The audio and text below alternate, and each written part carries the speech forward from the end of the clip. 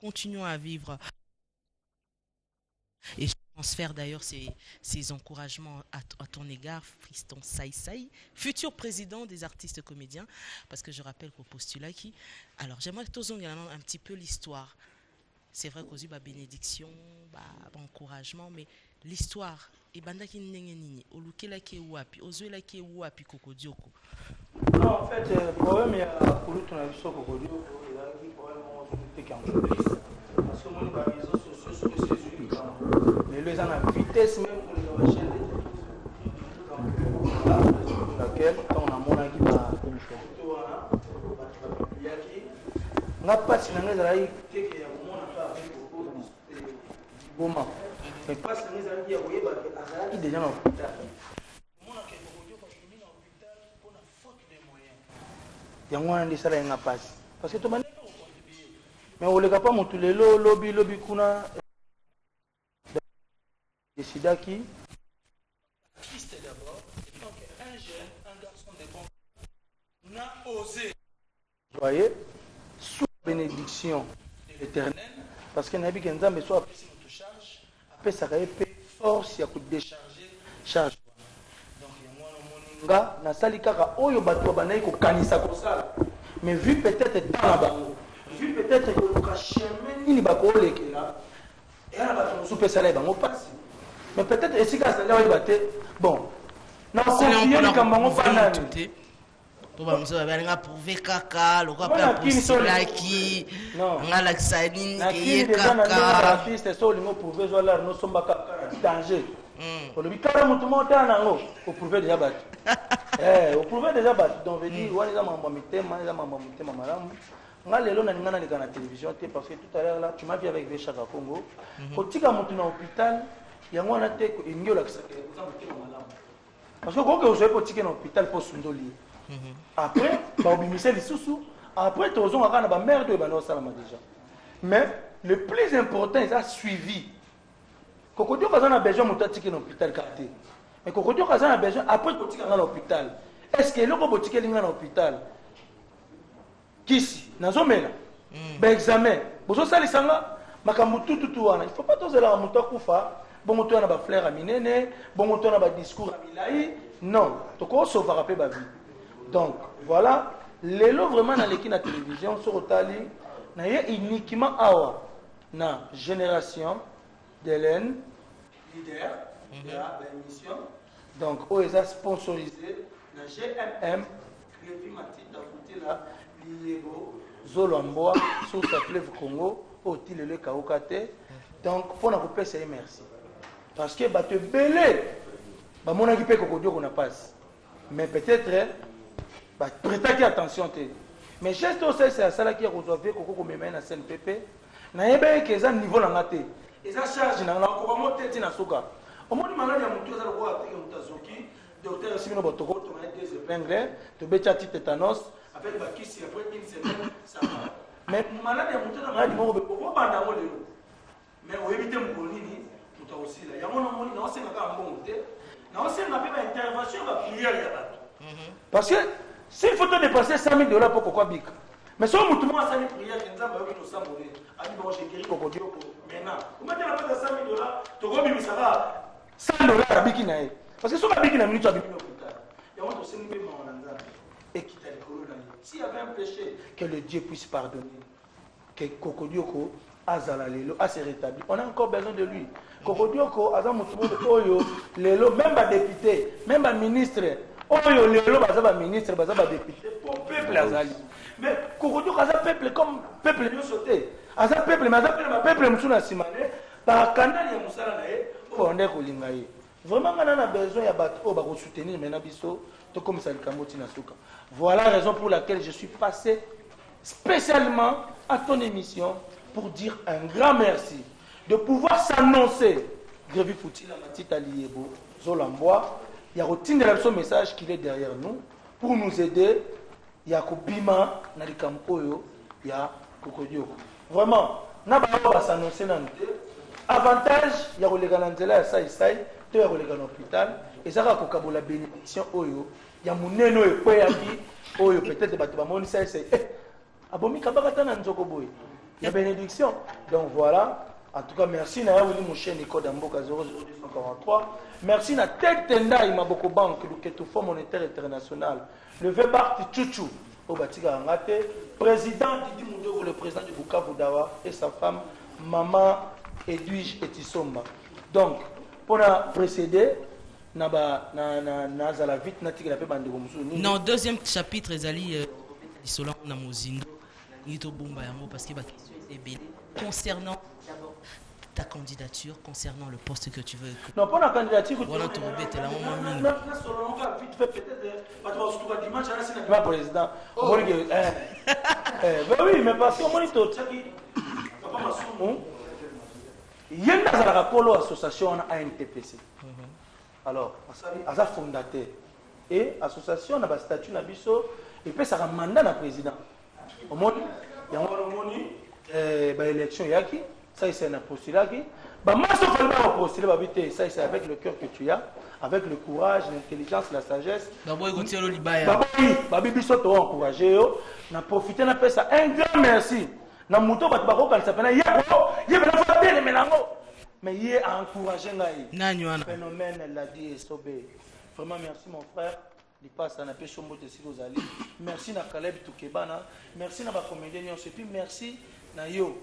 Vraiment donc au Babengara la princesse maman na Bianca na Erika. Voilà quoi. Merci beaucoup. Gabriel Onès Mbundu. Mon produit film film mal congolais voiture accident Bazou. Merci beaucoup. Apila Moutou, SP Baboté toujours. On se retrouve tout à l'heure. Merci à l'invitation de Nila Coxi, Kitamboville et Zoyambabiso Kalate. Nous allons boucler la boucle de cette émission Génération d'Hélène en accompagnant notre invité Poilou la robe Nanga.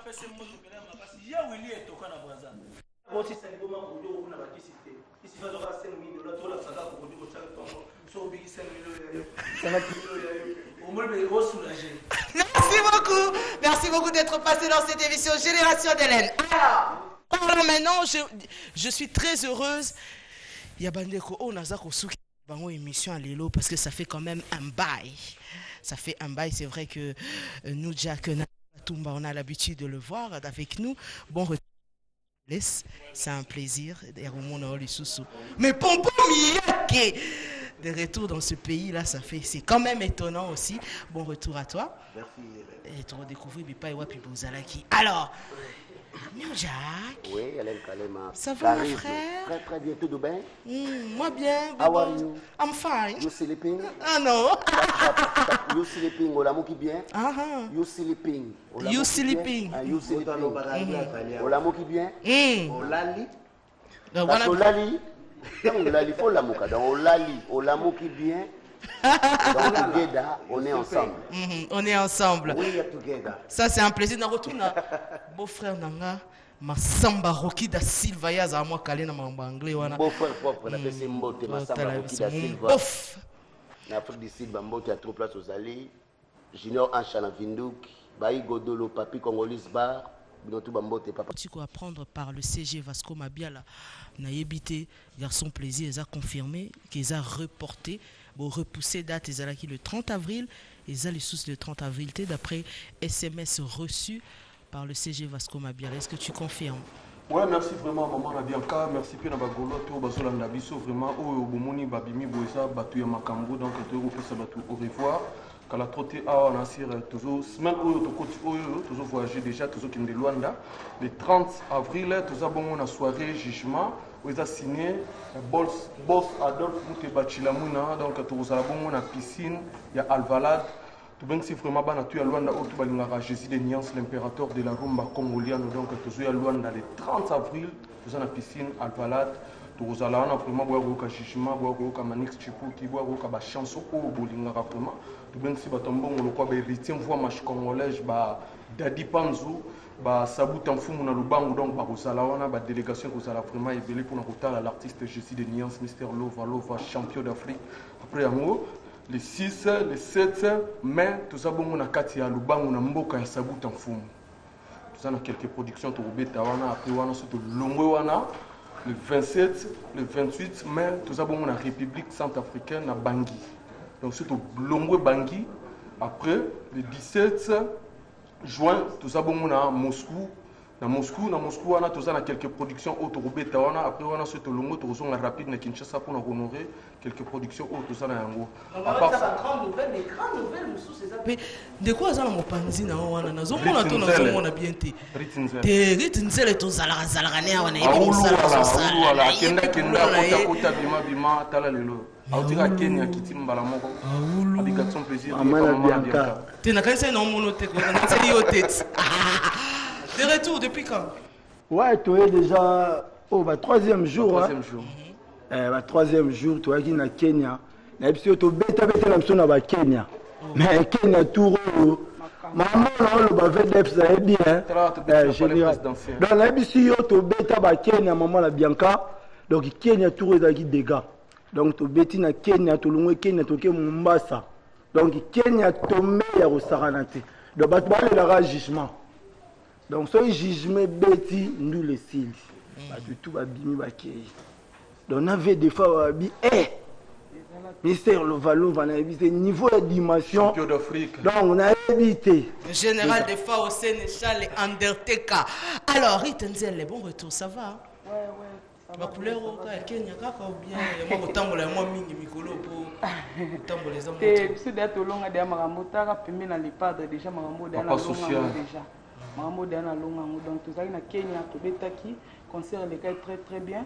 Bana Luanda bo élection vraiment les 30 les président Miama Piluka pesa d'abala kilo Venangai Sango Padre Platini Alex Mundai associé la biso Platini Musada Peggy Jonker carte à Luanda bo élection puis non ces personnes à bon retour na Venanga Papi Diambo na Mister Cash tozana ya bana Luanda vraiment bo la biso bo savourer na bino rande bo mesana ba les miens donc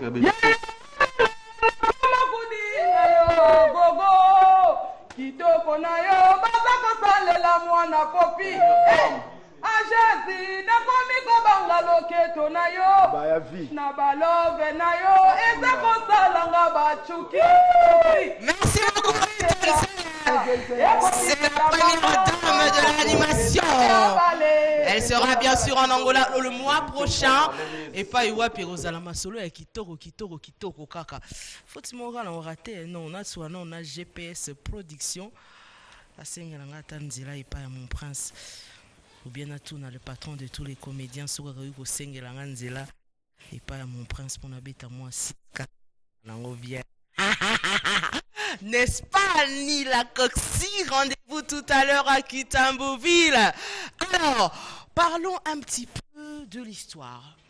L'artiste que je vais recevoir pour vous, lui, il était là au commencement, quoi. Il était là quand il était au commencement, il est encore là en ce moment et il continue à être présent dans l'équipe Wata. Ah oui, c'est pour vous dire qu'on se connaît quand même longtemps.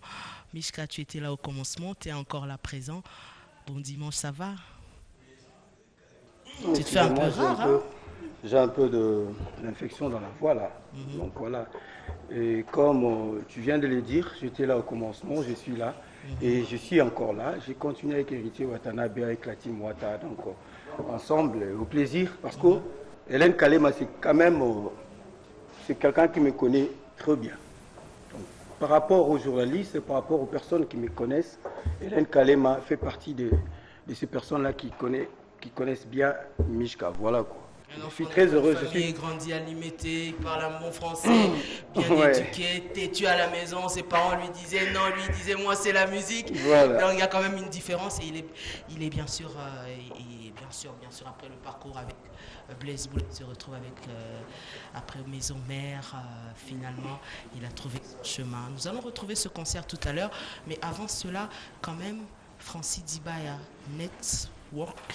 Ouais, ça va? Ouais, ça va. Merci pour la parole.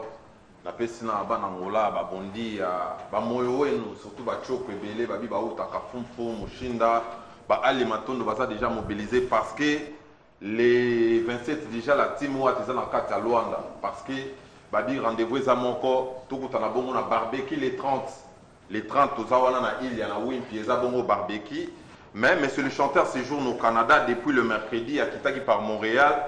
Montréal, wana kotaki Toronto. Namboka bavie na biso Elliot Mondombe. Tomona ki bagi bajolo bazagi wana na Toronto. Soirée les kagi bien vendredi.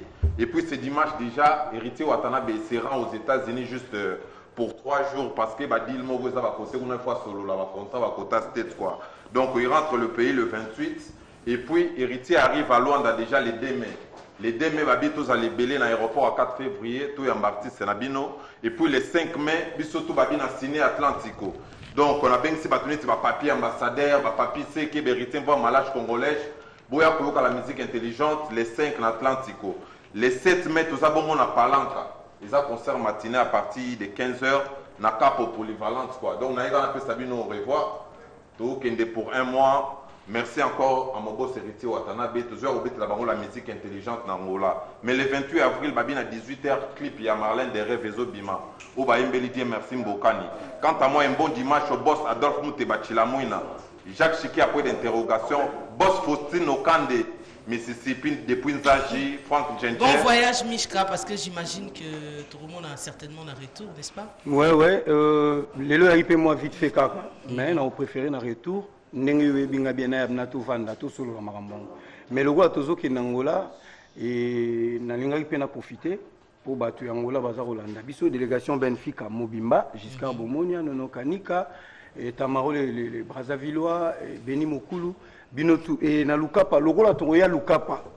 Na Lukapa tout ça na Papi Messi Nazaroya déjà incontournable Papi Messi. Voilà Papi Messi. Motomoko bien.